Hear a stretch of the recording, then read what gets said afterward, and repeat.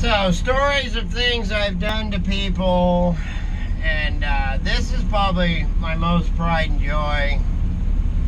The biggest, worst, that ever went bad was the guy I was working for hired this kid, and he told me when he hired him that he was absolutely worthless, and the only reason we hired him is because it was the boss's girlfriend, the owner's girlfriend's kid.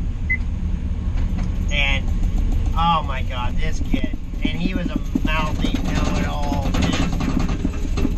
So, and I messed with him hard, and I called him filthy names and said things about his mother. And one day I had, and I'm not proud of it, but I am. I had horrible diarrhea one day, and I pooped in a Ziploc bag, in a sandwich bag, and I put it nicely in his lunch pail. And he got mad, and he threw it at me. He threw poop at me. So I ended up throwing it back at him and chased him around and tackled him and held him down and made a few sexual references. And I might have copped a feel or two. And then I let it go.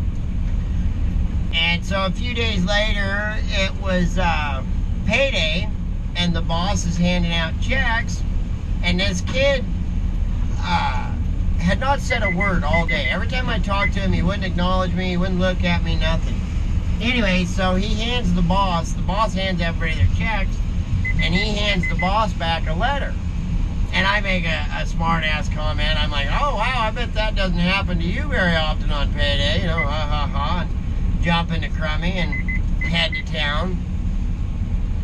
Well, it was about an hour and a half later because the owner was driving his own log truck. So it would have been about however long it took for him to get loaded and get to the nearest payphone. He calls and he is mad to me. And he wants to know exactly what's going on. And I'm like, what are you talking about? So he's like, I get this load dumped because where he lived, he would go right by my house. He said, I'm coming over.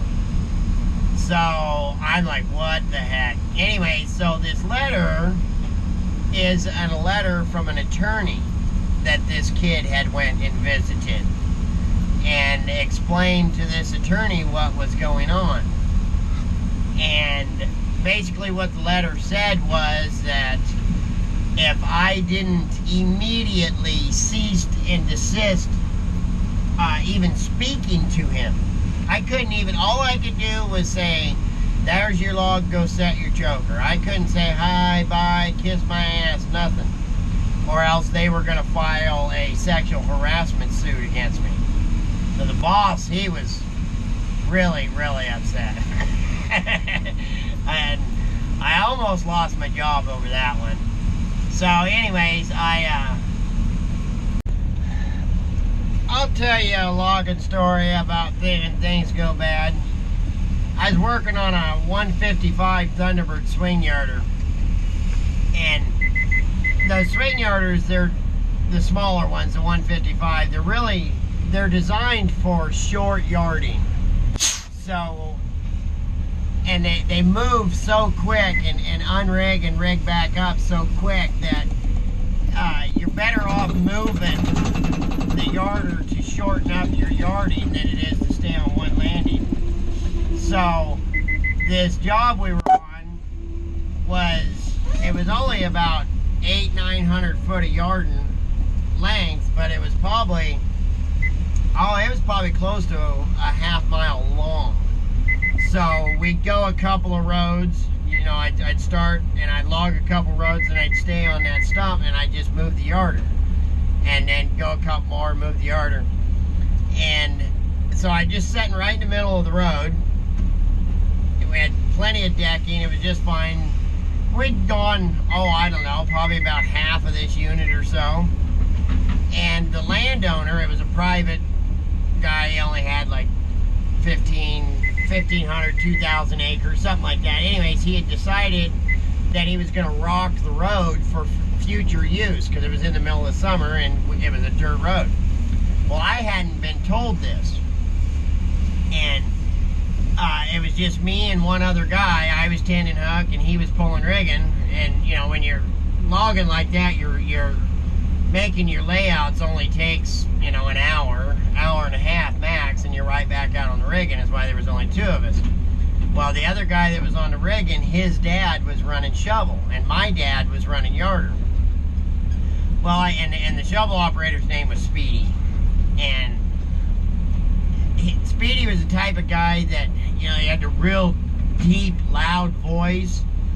So he rarely had to yell because he just spoke so loud that even over the equipment running, you could hear him. So anyways, we're down on the rig and setting chokers and bebopping around, and I can hear him up there all day long running his mouth about me sitting in the yarder right in the middle of the road, and how stupid I was, and da-da-da-da-da-da-da, and, you know, how are the rock trucks going to get in here and rock the road? Like I say, I had not been told anything about them going to rock this road. And the kid on the rig, and he's like, oh, just let it go. You know you're a good hand, and da-da-da-da-da. Well, by the end of the day, I was pretty pissed off about this guy running his mouth. So the road come out like this, and it hooked back in, so we would just walk down the creek bed and meet the crummy there. So we made it out because, you know, by the time they fuel up and everything, we could walk out before they could drive out. So we're standing down there in the road waiting, and this Speedy happens to be the first guy coming down. And then right behind him is my dad and the crummy. Well, coming in is the company owner. And like I say, by the end of the day, I was pretty hot, fueled up about this guy up there running his mouth all day about how bad of a hook tender I was and how stupid and all this and on and on. Like I say, there was only 2 of us on the rigging. We were working our asses off 10 hours a day, 6 days a week. And so they pull up. Well, he pulls up just about the time the owner pulls up. And he gets out of his pickup. Well, this guy, he had tended hooks for numerous years and was a good logger. But he had forearms on him about this big around. He was a big boy. And so Darren, the owner, said something to me, and before I answered Darren, Speedy had gotten out of his pickup and was walking up there, and I said, hey, Speedy. Yeah, what do you need? I go, if you're such a damn good hook tender, why don't you get your fat ass out of that shovel and come down here and show me how to do it? Well, before I could finish saying, shut up, or get your fat ass out of the shovel and come down here and show me how to do it, he popped me right in the lips and hit me so freaking hard. I had my talkie tutors, I'd unbuckled them, and I had him in my hand. Flung me up on the hood of this pickup, and by the time I realized what was going on, there was a talkie tutor on each side of the road, and the owner grabbed him and, you know, started chewing on him pretty good. Get back in your pickup and everything. So then they, you know, the owner, he was like, what the hell's going on? And I ain't talking to nobody. I grabbed my shit and I got in a crummy. I said, you head this goddamn thing to town. So we get to town, and I'm really mad. I'm hot. And the owner calls me, he wants to know what's going on. So I told him that he'd been up there running his mouth all day about, you know, how stupid I was because I was rigging the yarder up right in the middle of the road and all this, and they were going to rock the road. And like I said, I didn't know anything about the rock, and Darren's like, they're not even going to rock it till we're done logging here anyway. So I go, well, Darren, I'm telling you right now, if he's here tomorrow, I won't be. So you can make your decision right now. So they ended up letting this guy go over it. And so he come up the next day to get his tools and stuff.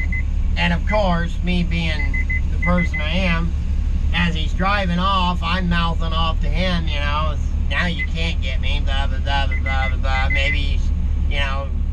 So right after we finish this unit, the guy I'm working for, he closes up shop. He's not going to log anymore. So I looking through the paper and I see a help wanted ad and I answer it and they hire me to chase. Well, I'm not a chaser, I'll tell you that right now. I don't like chasing, but, you know, it was a job. And I'll be doggoned if I didn't pull up that morning and guess who's running shovel. So needless to say, my chasing job lasted about an hour and a half, and that was how long it took us to get there, and it took me to get back. And he was a good shovel operator, I will say that, and he was a good logger. Just a situation.